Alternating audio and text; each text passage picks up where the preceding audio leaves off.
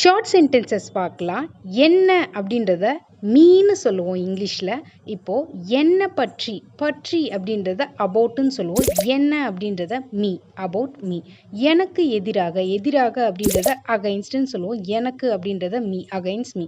எனக்கு அப்படின்றத to me அப்படின்னு சொல்லுவோம். என்ன தவிர, தவிர அப்படின்றத எக்ஸப்ட்னு சொல்லுவோம். என்ன அப்படின்றத மீ, எக்ஸப்ட் மீ.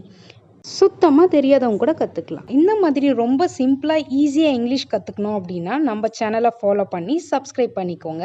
இப்போது என்ன நோக்கி, நோக்கி அப்படின்றத நம்ம எப்படி சொல்லுவோம் அப்படின்னா டுவர்ட்ஸ்ன்னு சொல்லுவோம். என்ன அப்படின்றத மீ, டுவர்ட்ஸ் மீ.